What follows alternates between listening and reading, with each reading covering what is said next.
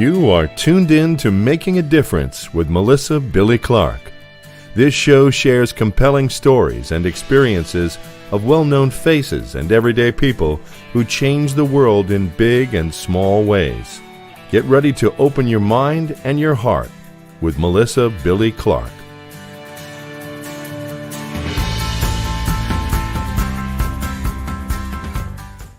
Ed Begley Jr. is a Golden Globe and now 7-time Emmy-nominated actor who has devoted his life to help protect the earth. He even had his own show opposite his wife Rochelle on Living with Ed and on Begley Street. Thank you so much for tuning in to Making a Difference. I'm Melissa Billie Clark. When it comes to the environment, Mr. Begley goes above and beyond. Please check out his eco-friendly cleaning products on Amazon. We sat down with him to find out how we too can make a difference. His work does not go unnoticed. He will be on the cover of Preferred Health magazine for this spring's edition. We are honored. You've been an actor for over 52 years. I know, I'm so lucky. I actually, believe it or not, got into Screen Actors Guild 54 years ago this year. I've been working that whole time and very lucky. How many people in any line of work, forget about acting, selling used cars or storm doors, to work 54 years in any business? I'm just blessed. How do you think the industry has changed throughout the years, Ed?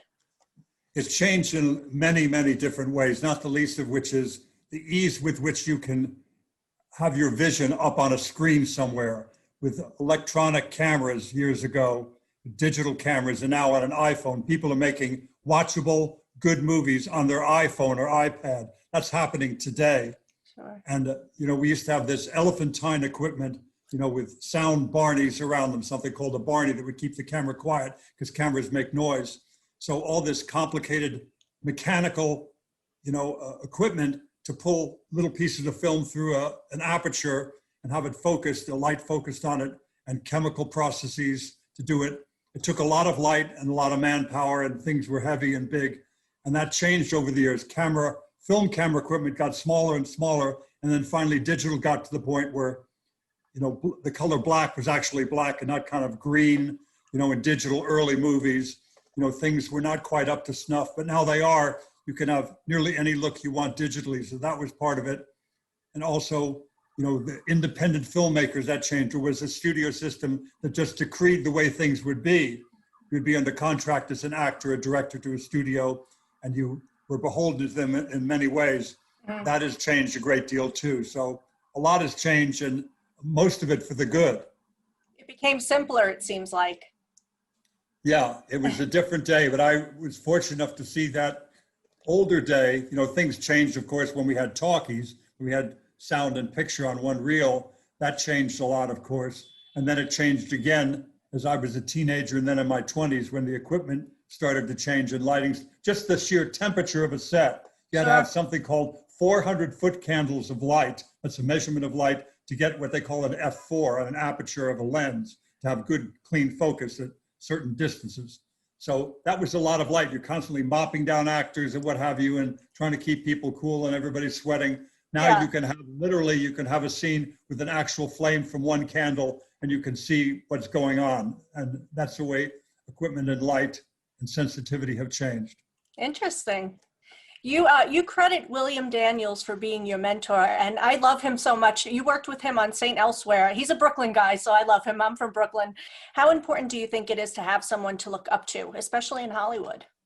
I got very lucky to do a show with him, and he spent any time with me whatsoever. We actually became quite close, and he helped me a great deal creatively and ways to survive and prosper in the business. I was a big fan of his. I had seen him in a movie called Two for the Road. I'd seen him in Parallax View. I'd seen him in many different films, and was a great admirer of his. To get to work with him and get to know him was a great treat. And he, kept me on the right track, because I was a man in my early 30s, so I'd be kind of, lackadaisical sometimes about preparation. He got him to know you got to really work on these lines and have them down cold, and don't be learning them in the makeup chairs we're about to shoot. Learn them the night before, Ed. For God's sake, what are you doing here? It was a wonderful, wonderful influence on me to get me to take it more seriously. So I'm beholden to him and to Bonnie Bartlett and the other fine people on that show, to to work with Bruce Paltrow and Tom Fontana and Mark Tinker and all those great people, and actors like Denzel Washington and David Morse and Bonnie Bartlett and Christina Pickles, you know, great times with Howie Mandel, a wonderful talent, a dear friend of mine. I just loved every minute of it. Was that your first hit series on television? It was. At that point, I was kind of a itinerant actor that worked a fair amount, never had any starring parts or anything like that. I'd done a few interesting parts in a few movies and TV shows, but when that came along, I had been working a decade and a half, and so I was well poised to take it seriously, and with Bill Daniels' help, to take it even more seriously and to try to do some good work. And I had 6 years on that show, so after that, I won't lie to you, life has been fairly simple. After being on a show like that, for that period of time, you're kind of set in a certain way to do some form of work for the rest of your life. It could be dinner theater, what have you. It could be many things. It could be film and television.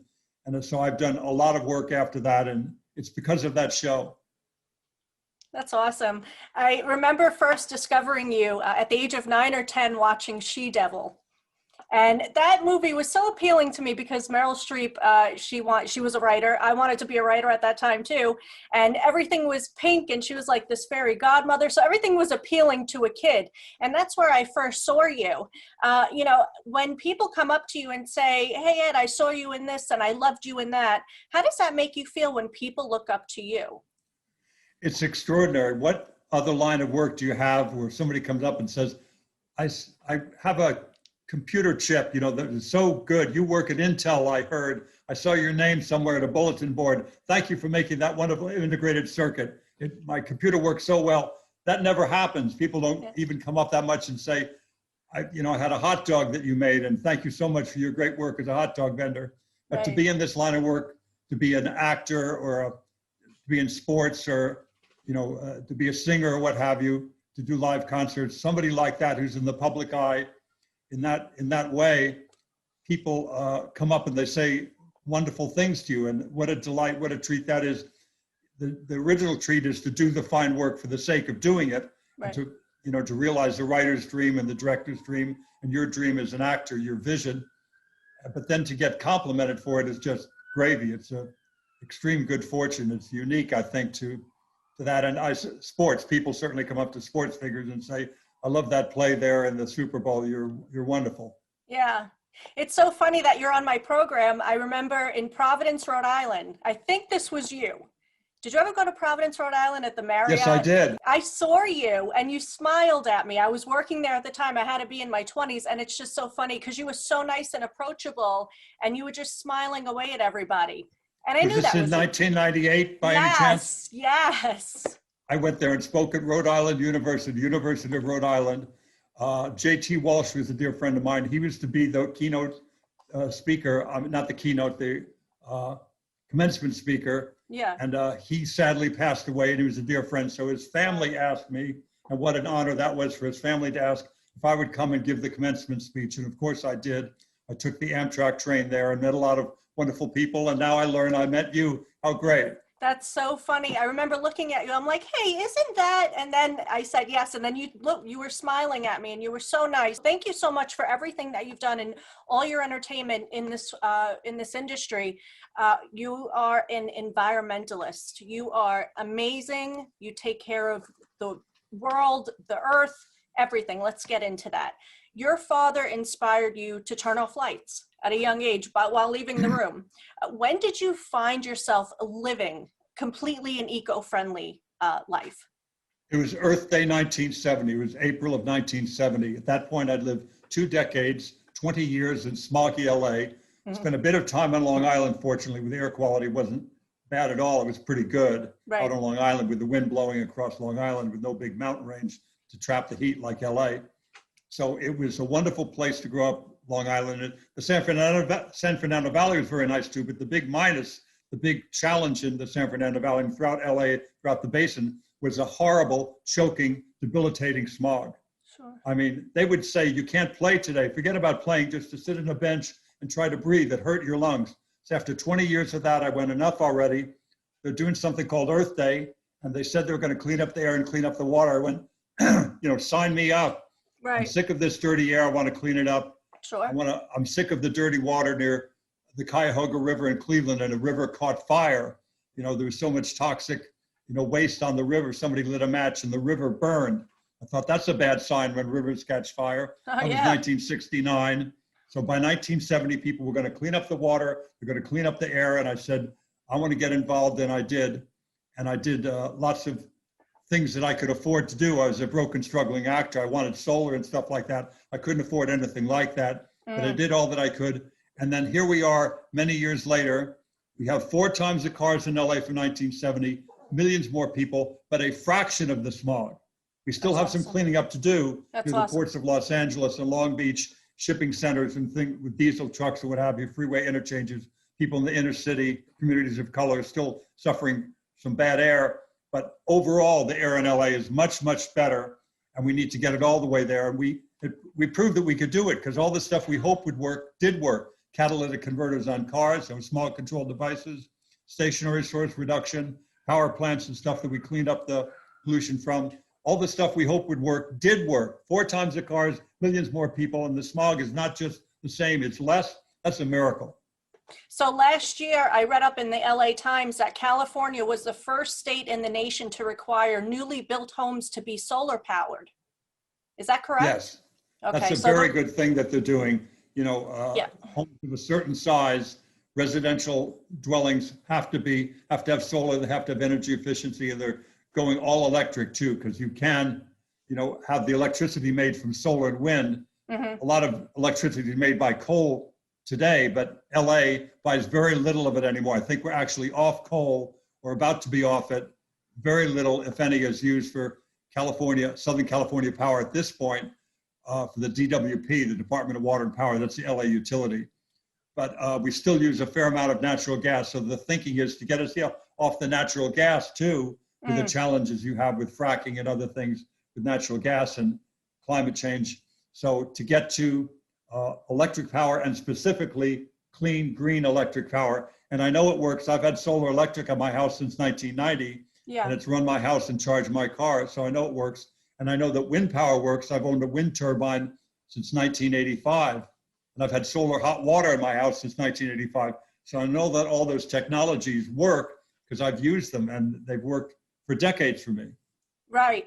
And you've custom designed your own home. You have a new home. I know that you were in a home for a long time there, and you had to leave there because the daughter was getting older, and your wife, Rochelle, she wanted to expand a little bit more. You guys needed a little bit more room, but your second home, you built from scratch. So I have a clip here from Rise. It was a very good interview that was done. Please take a look at the clip. 4x10 solar hot water panels. On the back of the photovoltaic also, I have this black tubing that leads down to the pool and gives extra heat to the pool, and in so doing cools the photovoltaic panels. You want the panels to be cool, they work more efficiently. So what we have is this black tubing in the back that's heating the pool and cooling the panel. It's a twofer that works wonderfully. Here we see the 9 kilowatts of solar electric before us, and that's how we get nearly all of our electricity. We buy very little electricity in this efficient home. Switches are part of the Lutron system. This is kind of like the mixing panel of a sound studio. The lighting is all Lutron lighting controls, and these wonderful Eaton lighting fixtures that are all LED and dimmed properly. All the shade controls work very well with that same system. One more thing I want to show you right here. We also have a system called Act on Demand that has motion sensors. When you walk into the kitchen or any of the bathrooms, the motion sensor turns on a circulating pump in the basement that brings hot water to the tap. As soon as you can get to that tap handle on the hot water side and turn it on, it comes on to nice hot water very, very quickly. You're not wasting a bunch of water waiting for it to get hot at the tap. So it's a very efficient system, and it works like a charm. I had never heard of that either. I thought, is this going to work? It works fantastic. If you'd like to see the full video, click on the link below. That's pretty impressive. I mean, you have everything there. Tell us about your home. Well, first of all, the 2 words I would use to describe that move from that home would be kicking and screaming. I did not want to move. I know. I lived in that house 26 years. I was kind of set in my ways. And, my wife said, I need more closet space and I don't want to share a bathroom with a teenager anymore. We had one bathroom. That's right. So eventually she wore me down. I went, okay, we'll move, but it's got to be fully green, LEED Platinum, highest rating. So I didn't really do any of the design, but I had my solar technologies that I kind of insisted that we incorporate. And the architect was wonderful. William Hefner, this gifted architect, does a beautiful looking house. That's what my wife wanted. She wanted the aesthetic, attributes of a house of William Hefner's. And then in the walls, hidden from view, and up on the roof, hidden from view, are all my green, like solar panels and things, technologies hidden where you can't see them. So it looks beautiful, and it's very energy efficient. It has what they call a LEED Platinum rating. There's silver, gold, and platinum. We got the platinum rating, so you have to do everything to get platinum rating. So now the good news is, even though it's a larger home than I lived in for 26 years, a home I didn't want to move from, it has less energy use with water, electricity, and natural gas. So there's good technology available today, but I stress, don't be put off for the things you can't afford. I couldn't afford any of this stuff when I started in 1970. I was a broken, struggling actor, but I could afford cheap and easy stuff that I did. I became a vegetarian. I started recycling. I started composting. I bought a $950 electric car, and it was cheaper to fuel it and to service it because there's virtually non-existent service. Right. And so all that stuff I did on a budget, those same choices and many more exist today. You can become a vegetarian. It's good for the environment. You can buy energy efficient light bulbs, energy saving thermostat, weather stripping, put it up around your doors and windows, grow some fruit or vegetables in your front or backyard. Yeah. If you don't have a front or backyard, get part of a community garden. You don't have a community garden near you, start one. There's all kinds of things you can say yes to, even on the most modest budget. So there's lots of stuff on my website, edbegley.com, about that. So I would direct people there to get some tips. Is it cheaper to grow your own vegetables? I know that you have a big yard filled with vegetables. It can be. In my backyard, I've got 6 raised beds and I grow a lot of food. But early on, if you're not careful, you buy a lot of different fertilizers and, plant foods and what have you, and expensive stuff. You can have, $7 tomatoes. So you want to be careful of that. You got to, if you have the room, and I do, you make your own compost, you collect your rainwater, you have a gray water system to irrigate the trees. So you're getting a lot of stuff that would otherwise be wasted. Rainwater in LA just goes out through the LA River out to the Santa Monica Bay, and that fresh water is wasted. Capture that water, keep it on site, irrigate your garden with it, irrigate your whole property with it. So, and it's good to have emergency water buried underground too, in case, the water ever stops flowing for some reason. Yes. Are you, before we get into your products, you have amazing products here that I'd like to talk about because you've saved my life with a new puppy in my house. I love it. Thank you. Are you familiar with Greta? She's she's from Sweden, I believe. Oh, yes. Yeah, I'm a big fan of Greta. She's amazing. There's a great documentary on her right now. That's amazing. Yeah, she's I think she's like 16, 17. You've also influenced people like Leonardo Dicaprio to help with the environment. Are you familiar with that? I did a TV show with him. I'm a big friend and fan of his, and mostly a great admirer too, besides of his work, an admirer of his mother, Ermeline. I showed him his first electric car, I believe, but his mother was one of those wonderful green people from Germany, and his father has like interest too in the environment. So I showed him a few things. I'd ride my bike to work, and he was impressed by that. I drove my electric car, but whether or not I ever met him, he was going to be with his mother, Ermeline, and his dear dad. He was going to be in a green path, I think, too. He's an incredible guy, and he's done incredible things. With my influence, it's one thing. I've done a fair amount, and I'm proud of it. But what he's done with his notoriety is extraordinary. Yeah, I totally agree. Big fan of him. And I'm a big fan of you in this. Thank you. Thank you so much. Your people sent this over to me, so thank you so much. This is amazing. Let's see. With a new puppy, this pet stain removal has saved my life, and I feel safer using these products versus a product with harsh chemicals because my puppy eats everything off the floor, right. So I love this. When did you launch these products? It was a few years ago now. My dear friend Mark Cunningham and I, decided to have this line of products. I used to have another line called Begley's Best before, and they were fine products, but I got very busy with acting and I didn't have the time to run a company. I could barely, run my acting career. I was so busy. Right. So I got out of that. And then Mark said, let's do it again, but you don't have to ship anything. You don't have to store it in your garage or in a little storage space somewhere. I'll do everything. You help me promote it. We'll go to different trade shows and what have you and promote it online and in other ways. And we'll partner together and I'll do all that heavy lifting of bottling it and all of that I was doing and storing it. So Mark Cunningham and Lab Clean have come up with this line of products cleaner than my original Begley's Best. They have wonderful EPA design for the environment certification. And the pet products that you're showing there, the pet and odor and stain remover is wonderful. Yes. And I've got lots of other, an all-purpose cleaner, glass cleaner, lots of different products there. And they all work very well. And they're totally non-toxic. They're incredible products. Well, what I like, I was looking at the website. I went to begleybest.com, and on there you can see the ingredients and where the source comes from. Correct. I love that so much. That makes me feel very comforted. Yeah, full disclosure. And, it's one thing to be green, and I want to have green products, but they've got to clean well. You can't just have something that's going to do a medium job. You want to have something that cleans very aggressively. These products clean well, and they're, non-toxic, safe around pets and safe around people. I really love it. I feel like I'm on QVC, but I just wanted to show the people what it looks like. And you can head over to, thank you, sir.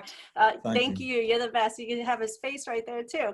This handsome man. You can head over to, you can head over to Amazon.com and get all of Ed's products. They're amazing. So thank you so much for this and for saving my carpets. You're very kind, my dear. Thank you so much. Thank you. So you go above and beyond to help the planet. However, there are people who still litter.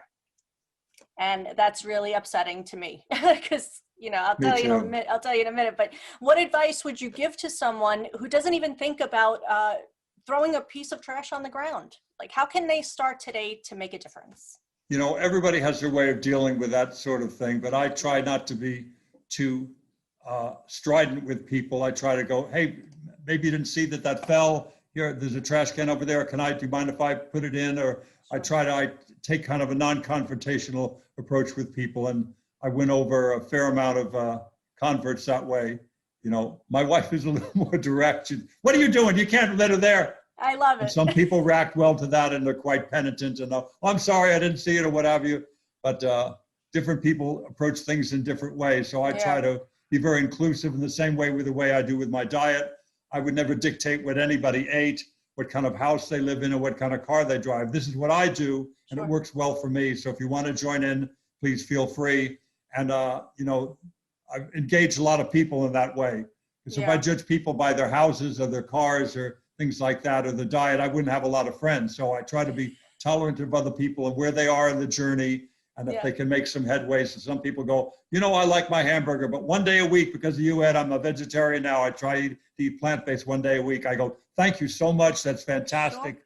Then maybe a little later they'll try 2 days a week, and it's all, we're doing the best we can, most of us. Yeah, you lead by example. We're here in New York City and you see Chinese food and containers on the ground with food in it. I've never seen anything like it. So my father was a garbage man and he used to literally pick things up with his bare hands off the ground and put it in the trash can.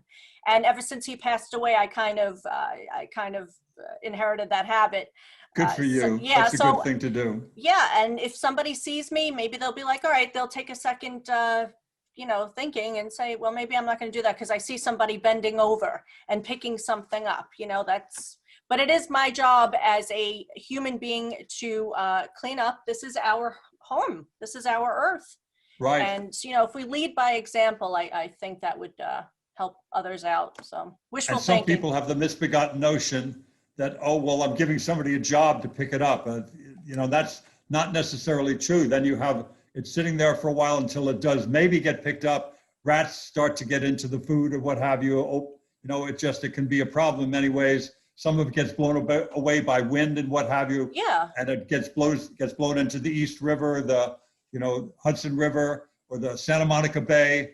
And so that's the best thing. And I've also eliminated as best I can single-use plastic. I don't take any of that, wherever I can avoid that. Because with the best of intentions, we actually don't recycle that much of it. It gets blown out of the recycling bins or something, if people throw it on the ground and it doesn't get recycled. And so then that winds up in the waterways, and turtles, get straws stuck in their nose, and dolphins and other marine mammals think it's food and eat it and perish or get very sick. So we have to eliminate single-use plastic as best we can too, and I'm doing pretty well with that. I just want to get your intake on this about people putting balloons up in the air in honor of their loved ones. What's your intake on that? Because those balloons end up in the ocean. Yeah, it's not for me. When I was quite young, of course, I had as a kid some balloons, and later years birthday parties. And at some point, I think in my 20s, I woke up to it. Wait a minute, what is that on the ground here? I'm in the middle of a hike and I'm seeing a balloon. There's no birthday party around. And I put two and two together how that happened. It went up. The helium eventually loses its potency. It comes down and it falls into a stream, and an animal thinks it's food and it eats it. Or another big danger is those metallic, those foil, those kind of foil balloons. Happy birthday, happy anniversary. Yes. And those things get up there, they hit near a couple of electrical wires and they short it out because they're made of metal. Aluminum is a metal, and it crosses the circuit. It creates a circuit between two contact points, and you got a power outage because of those balloons. So there's many reasons, wildlife and safety, to not get those balloons. I just don't get them anymore. I haven't for many years. And find another way to express yourself with flowers or with something, some sort of candy or something. I don't know, but not balloons for me. If you want to honor somebody, just light a candle or something, Exactly. I know that you spoke about this before, but what can we do today in our homes to break our habits and help the environment? You don't run up Mount Everest. You get to base camp and you get acclimated and you climb as high as you can. Not everybody's going to get solar panels like me, 9 kilowatts of solar. Not everybody's going to drive a fancy electric car like me. But I started small. I started with a very inexpensive electric car back in 1970. And even if you can't afford a car, take public transportation if it's available to you. Ride a bicycle if weather and fitness permit. Pick that low-hanging fruit first. There's an interesting list of things you can't afford to do. People say, well, I can't afford solar panels like you, an electric car. Make the more interesting list, which is things you can do. Can you buy an energy efficient light bulb? Can you buy an energy saving thermostat? Can you put some weather stripping around your doors and windows? Can you eat plant-based food more than you do now? Maybe every day of the week when you get to it. Can you use non-toxic cleaners like the ones we sell, or just vinegar and water and baking soda, instead of the harsh cleanser and the other things? What can you do that is cost effective, that's going to be good for the environment? So there's a long list of things I just gave. And then if you do well with that, and you do as I did, each one of those things I did, Melissa, I saved money. I saved the environment, and I saved dough because they're cheaper than the alternative. When I saved some money, then I could afford a medium ticket item like a little rain barrel to collect my rainwater, or a little solar oven years ago. Then I could save more money pretty soon after 25 years. Was it 1985? No, after 15 years of doing it, I could afford to put solar hot water in my house. After 15 years, 1970, this 1985, I invested in a wind turbine in the California desert to make green power. So I did the cheap and easy stuff first. Do that today. Maybe one day you too can afford the medium ticket or maybe even big ticket items. Thank you so much. And what would you like to see 20 years from now that is an easy solution to a problem that we are currently having? I want to see more and more homes and offices that have a flat or south-facing roof. This is in the Northern Hemisphere. A flatter south-facing roof to put up solar, relatively unshaded, hopefully totally unshaded. That's a great amount of square footage that's available there. Acres and acres, thousands of acres nationwide of flat and south-facing roofs that are unshaded. So make use of that. I'd like to see solar on all of them.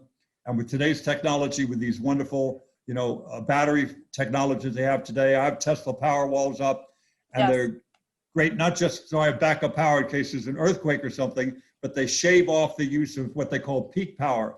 That's power that's very expensive for the power plant to make, and also it's more environmentally damaging, this peak power. So with these new power walls that I have up on the wall of my garage, I never ever buy peak power again from 1 to 5 p.m. It's all running the meter backwards, maybe even from yesterday's solar that I had. Could be a shady day and I'm sending them power. I'm not using power from 1 to 5 p.m. And so that's That kind of technology is getting better and cheaper. And right now, today, I can tell you with the batteries and the solar panels, you don't need to buy them as I did back in 1990. You can lease them. It'll cost you $90 a month, for the solar lease, but you'll save $110 a month on your electric bill. So you're putting $20 in your pocket and you didn't pay a dime as down payment. Yeah. You're saving 90, but it's, you're saving 110, it's costing you 90. You're into the black right away. I've written a couple of how-to books, one called Living Like Ed and Ed Begley's Guide to Sustainable Living. I've got 2 books on energy efficiency that address a lot of those things, and they're probably available at Amazon too. Beautiful. We'll go ahead and promote that as well.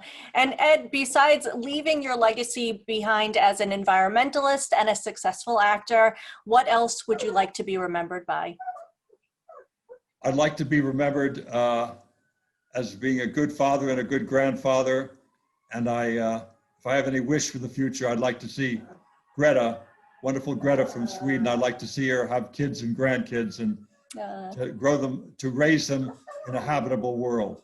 Yes. That's what I'd really like. My kids, and certainly this hero of mine, Greta, I'd like to see her have a family. Beautiful. Thank you so much. Thank you for all that you do. Thank you for being here on Making a Difference and making a difference in this world. God bless you and your family. You too, Melissa. Thank you. Hi, thank you so much for joining us on Making a Difference. We can all use a break from the stress of everyday life, and since we are in the season of giving, we wanted to give you the gift of meditation with Sherry A. Smith. Sit back, relax, and escape. Welcome. Today we will practice a meditation that will allow you to release, to find some calm, and to relax the mind and body so that you can go forth in the rest of this holiday season and the rest of this month of December as we end the year, this stressful, crazy year. We'll begin with some sound healing. And so if this is your first time meditation or your second, or you continue to practice consistently, I want you to begin to find your breath and become rooted in the present moment. When we take time to find our breath and listen to ourselves, we activate that parasympathetic nervous system. We go into our minds and our bodies so that we can have clarity and so that we can relax and release everything that we're carrying with us from the year. So find your breath. Notice the way that it moves in through your nose and out through your mouth. Just begin to check in with yourself and just breathe.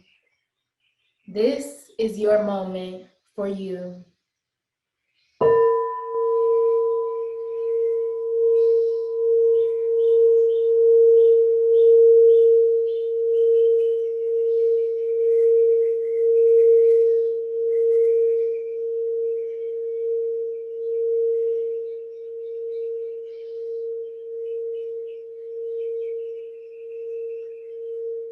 Begin to check in with each breath.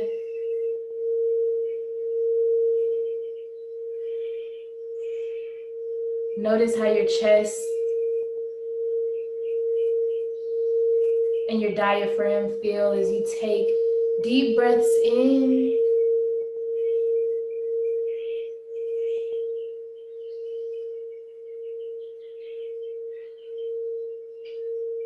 and then release each breath out.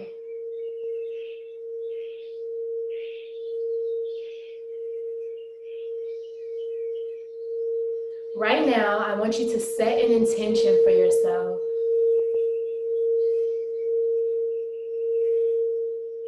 How will you begin to vibrate higher?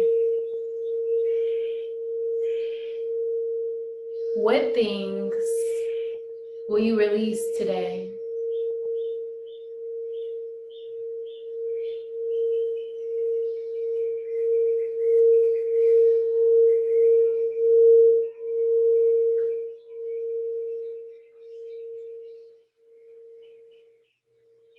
Take a deep breath in to receive your intention.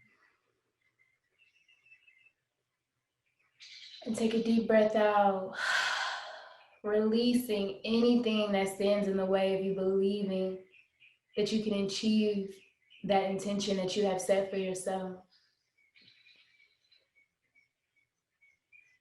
Each breath in is going to fill you up with everything that you need. All the resources that you need are already within you. And each breath out is a release. I want you to visualize everything that is standing in the way of you actualizing the higher vibration that you have set for yourself. Become rooted in your seat, back straight. The crown of your head should be facing upward. Make sure you are fully aligned as you breathe in these intentions that you are setting for yourself.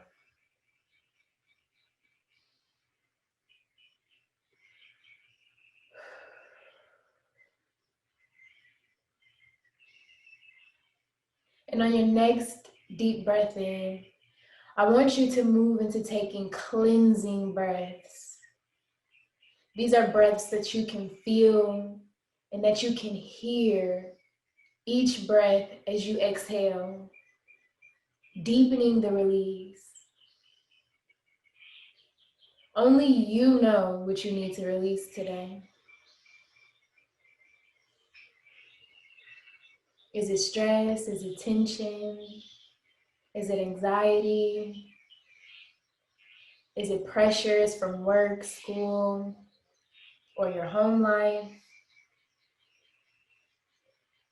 Is it your to-do list?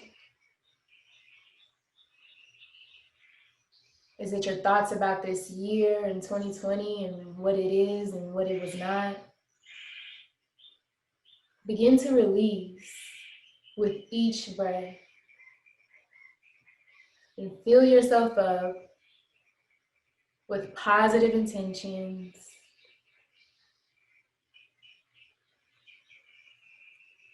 with the intention that you have set for yourself today.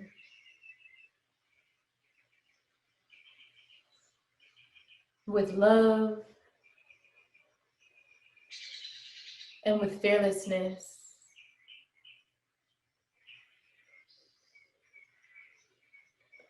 On your next breath, I want you to take a cleansing breath. Breathing in, receiving, and on your breath out, I want you to hear the exhale that you take. Releasing the thing that you named today.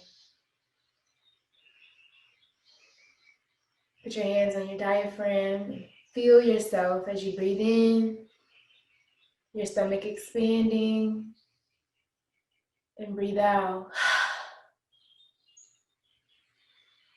Your stomach moving to your back, fully releasing each breath. Begin to take a cleansing breath. Breathe in and breathe out. Hear your release.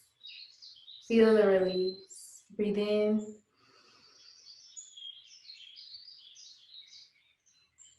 And breathe out.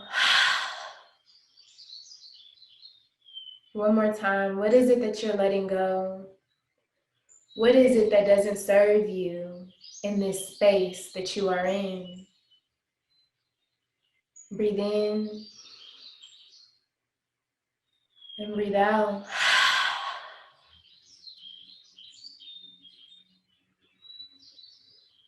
Return to your regular breathing, checking in with yourself fully. I invite you to check in with your body, doing a full body scan. Start at the top of your head, your crown chakra, and send waves of relaxation to this area. What does it feel like to relax the top of your head? Ease the tension in your forehead. Relax the space in between your eyebrows. We carry a lot of tension here. Relax your eyelids and your nose. Continuing to move down, relaxing each part of yourself. Paying attention and being mindful of the areas that you're serving right now. Unclench your jaws. Remove your tongue from the roof of your mouth.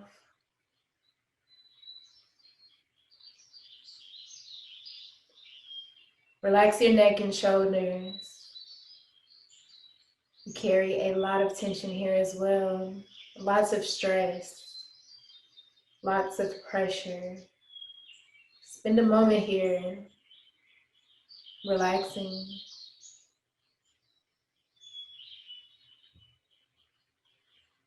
Continuing to move down, relax your chest, your stomach and abdominal area. Relax your pelvis and your bottom area that you are seated on today. Remember that you are grounded in the intention that you set for yourself in this moment to relax and to release.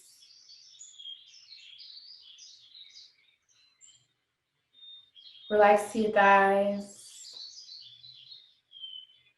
Relax your legs. Moving the energy down your whole entire being and relaxing. Your first purpose is simply to exist. It's simply to breathe.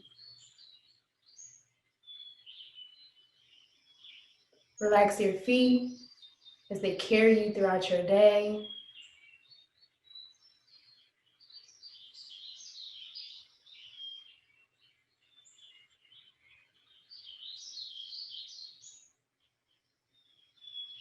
Become fully present in your own body.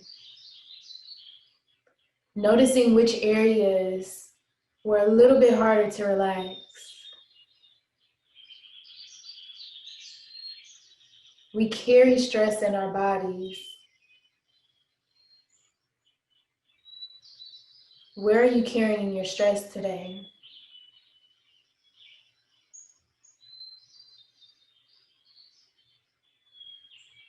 And then I want you to agree to release.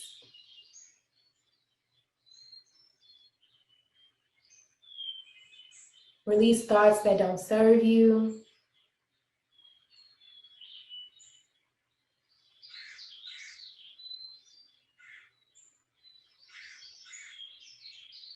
Release.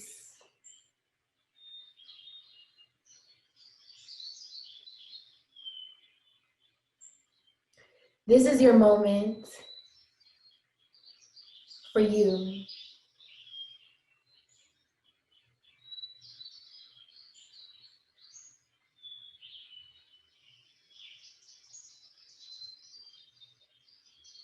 It's your moment to relax.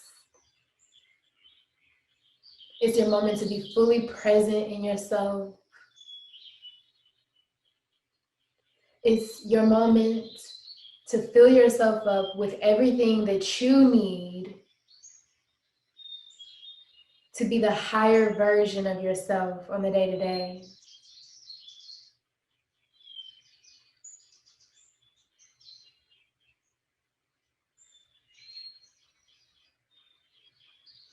A moment for self-care is not selfish. We must serve ourselves first in order to serve every other role that we have in our lives. We must serve ourselves so that we can show up fully so that we can take up space in ways that serves ourselves and others positively.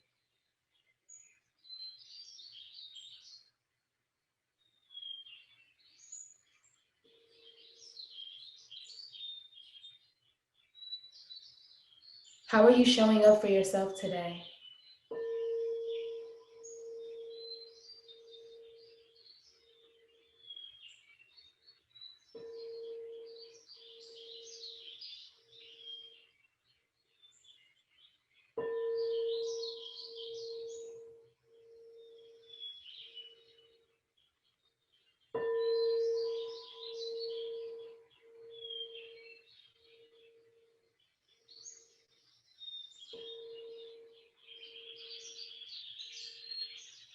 What things can you fill yourself up with so that you can serve your highest good? Each breath in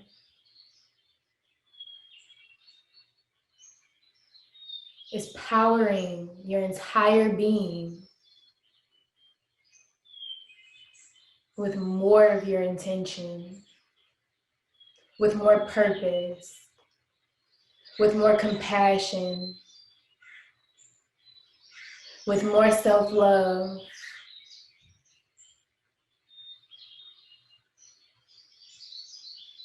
With more emotional understanding.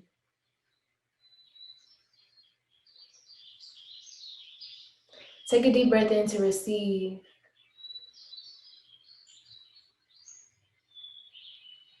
And breathe out and release.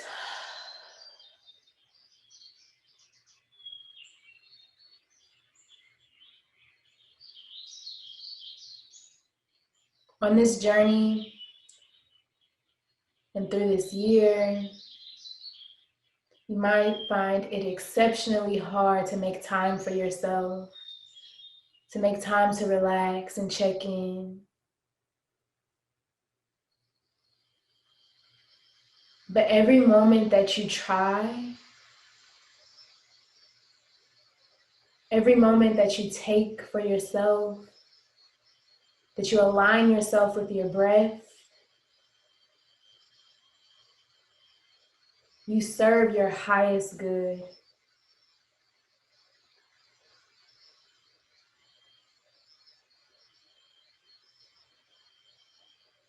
With each breath in, you are nourishing yourself mentally, physically, emotionally.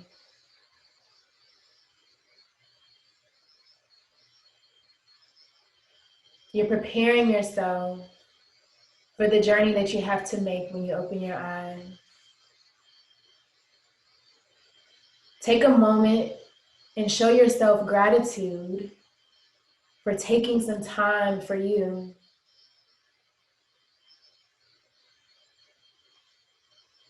For connecting with your breath.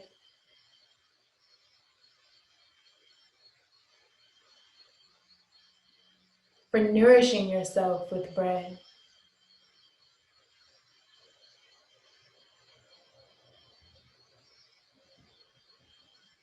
Our breath roots us in the present moment because you cannot take a future breath without first exhaling the breath that you already have. And you cannot retrieve a breath from the past. When we connect with our breathing, we are simply in our present moment.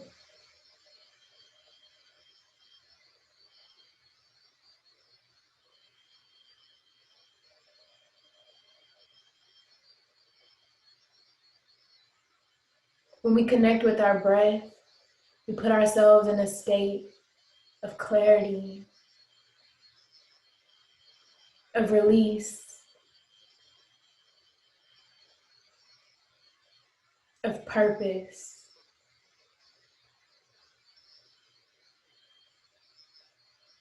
Now I want you to set an intention for the rest of your day.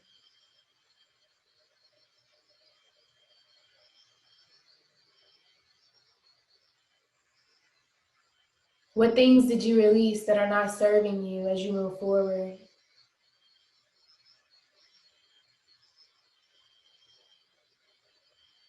What things will you leave right here on your mat today?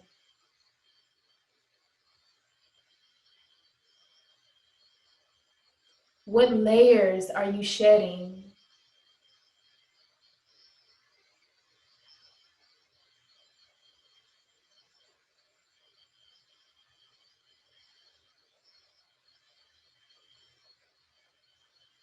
Fully envision this higher version of yourself as you move forward.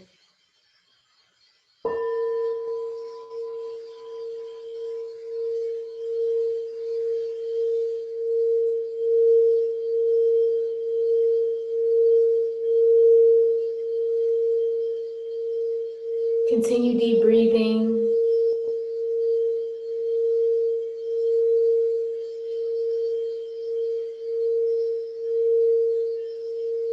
Continue harnessing more of your personal power.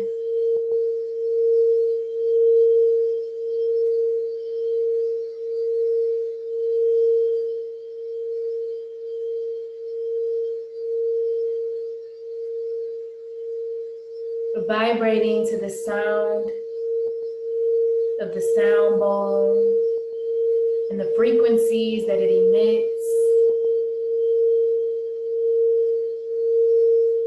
I want you to know that your intention is also vibrating fully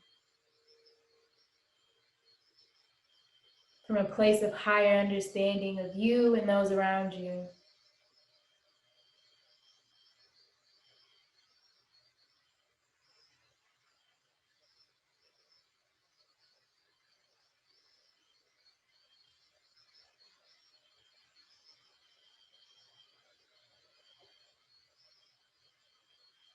Take a deep breath in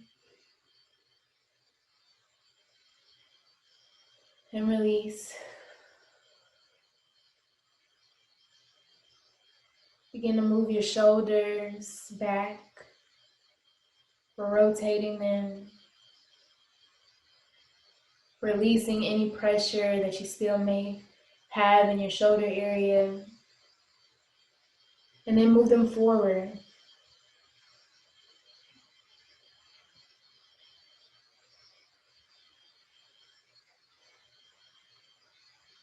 Begin to feel your feet and your legs,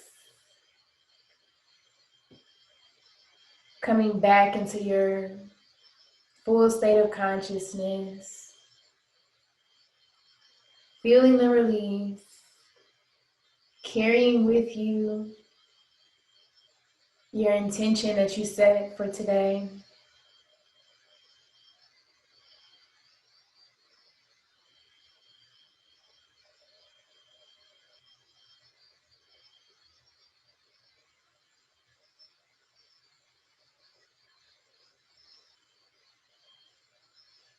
What will you take along with you?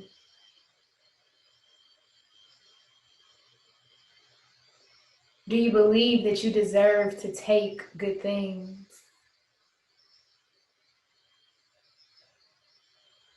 Take a deep breath in and breathe out.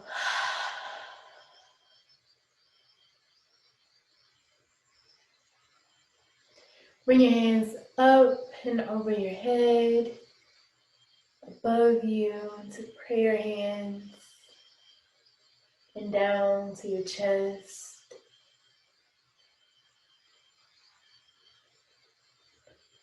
Now I want you to repeat after me.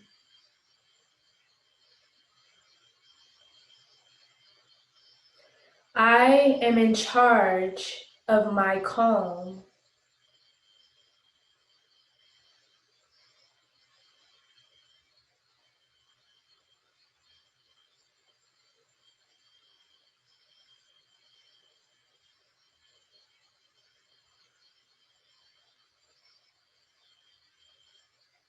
My mental strength can get me through any obstacle that I face.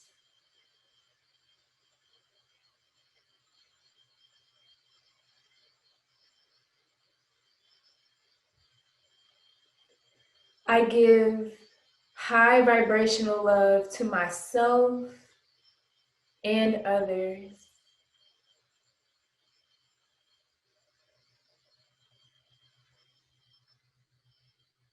I release everything that does not serve me.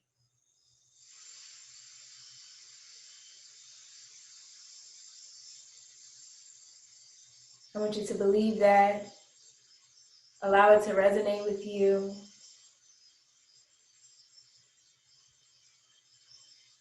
Thank you for allowing me to serve with you today, to release some things, to move forward in our purpose, and to root ourselves in our breath with gratitude. Namaste. Sherry A. Smith, thank you so much for joining us today. That was so wonderful.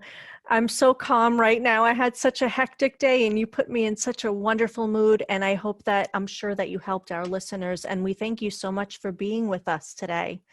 I'm honored to serve today. Thank you.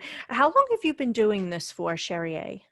I've been practicing meditation and yoga in my personal life for about 10 years. But for my business, I have been doing this professionally for 4 years. I own a company called Yay Self-Care, where I go into different corporate spaces and small businesses, and I teach people how to incorporate workplace wellness. Our wellness journey is definitely aligned with our business journey, and we can perform better, we can conquer our goals better when we incorporate different contemplative strategies into our work routines. And so I'm very passionate about educating people about business wellness and personal wellness with that. I also have a nonprofit organization called Melanin Girls Club, Inc. And we go and we bring wellness to underrepresented communities, and we provide different events and things like that so that people can have wellness at a discount, you know. Wonderful. Thank you so much. Yeah, I'm looking at all of your certificates here. You have a certificate of psychology and well-being from Yale University? Yes. Wow, God bless. Yeah. And then you hold 2 bachelor's degrees from Indiana University. So you're into psychology and education. Education's very important. How do you combine your holistic healing and education together? Well, for one thing, I love to let people know, and I do a lot of education with young girls as well, teaching the science behind this. And so a lot of people don't know, I started off really studying science, and I think that people need to understand, a lot of people think that meditation or yoga and things like that is all this kind of woo-woo, hippie kind of magical thing, but we're actually activating our parasympathetic nervous system when we engage in things like that, which is something that we normally do automatically while we're sleeping, but we can actually encourage this process through a conscious state. And so when we're doing this, it's a science to it. And so the more people understand how we're actually activating the nervous system, how we need to do this on a daily in order to preserve our sanity after this year, for one. But, you know, we really need to incorporate this into our routines, whether it be at work or in our personal lives. And so I'm very passionate about educating people on that. And it's especially important this year because there's so much change going on in the world, and we definitely need this right now. Thank you so much. I know that you're based out in Illinois, so you're doing Zoom lessons. Is that right? Yeah. So you can sign up for classes with me at www.yayselfcare.com. You can visit me on Instagram at melaninyay. And if you want me to come into your corporate space or your small business and teach mindful strategies and bring wellness to the workplace, you can email me at info@yayselfcare.com. When I do my meditation, I talk to my friends. They're like, I don't have time for that. I can't get silent. What advice do you give? Because I find myself, I know I'm crazy in this world here, but I let everything go for that moment because we need it. So what advice would you give to somebody? Yes, I would say that you can't afford not to check in with yourself. You have to find something that you can do to really allow yourself to detox, because we don't rise to the occasion when we're presented with a challenge. We sink to our level of training and preparation. And so when you take time to take care of yourself, you allow things to come at, because life is going to throw things at you regardless. There is no stopping it. There's sometimes you can't stop the hectic schedule that you may have.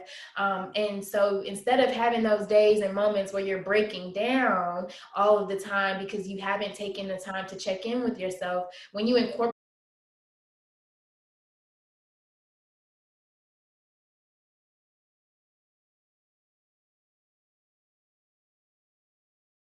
you don't have to start off meditating for 30 minutes, 20 minutes. Sometimes as little as 3 minutes a day is a start, and it will get you an intention that you can set and carry on with you for the rest of the day. So just start. Thank you so much. Thank you. Namaste. Namaste. Thank you for having me. Thank you. Thank you for tuning in to Making a Difference. I'm your host, Melissa Billie Clark. If you'd like to learn more about our show, please visit our website at melissabilieclarkshow.com. If you'd like to sponsor or be a guest, email melissa@melissaclarkshow.com.